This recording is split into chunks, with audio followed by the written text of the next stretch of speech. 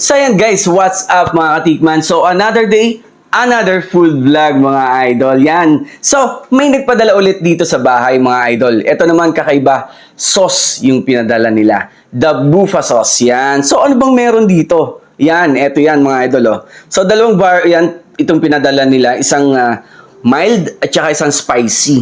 Yun. So tingin ko yung mild meron ng konting hanghang to. So ito, nakalagay dito, serving suggestions for wings. Ilalagay daw yung sauce, parang pinaka-sauce ng wings. Tapos pwedeng seafood sauce. So kung sawa na tayo sa mga garlic butter, eto daw pwedeng kapalit. Dipping sauce ng nachos. Tama-tama, may nachos din tayo dito. Nachos chips. Tapos pwede rin daw rice toppings. So buksan na natin. So and guys, ang naggawa nito guys, proudly from San Pablo ulit. Di ba nakakatuwa? Mga taga San Pablo, ang hilig maggawa ng mga kakaiba. Di ba? So, kung natatakam kayo, ngayon pa lang support nyo na yung mga taga San Pablo. No? So, ito yung spicy.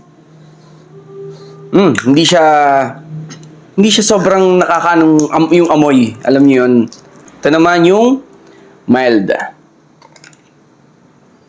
Yun. Ayan, pakita ko sa inyo yung texture niya. Ayan, ganyan. So, umpisahan natin sa appetizer muna. So, yes, pwede daw ito sa chips. Ayan. So, ganun pala yung texture niya. May pagka parang salsa sa nachos.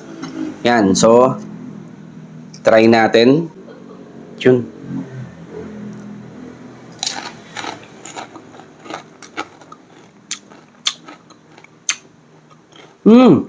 Manamis-namis.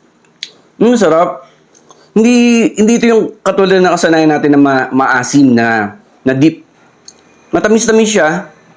Tapos parang full of flavor. Ang dami kang makikitang ano sa kanya, sa texture nung dip niya. Oh. Yun.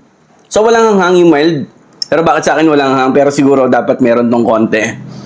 Tapos, eto yung spicy.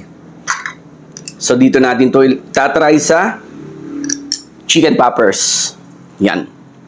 So ito, chicken poppers. Yun.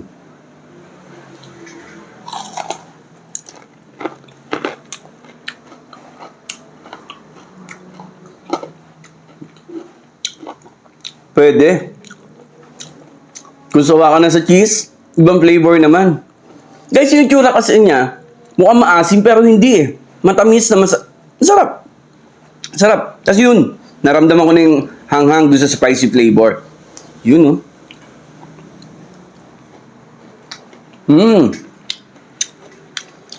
So kung order ulit ako, doon tayo sa spicy. Masarap yung spicy. Try natin sa rice toppings daw. Yan, oh. Yun lang yung ulam, oh.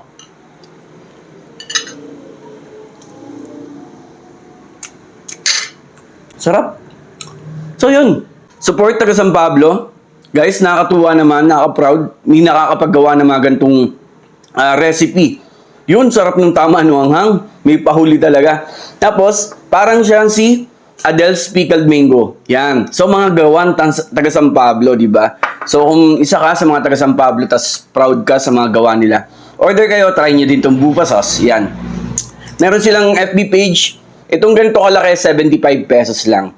Ito yung medium, merong large, 100. At may small pa, 65 lang. So yun guys, tikman nyo na rin. Worth to try, promise. Kung di ka mahilig sa maasim na mga salsa dip, pero ito, magugustuhan mo. Matamis-tamis siya. Thank you!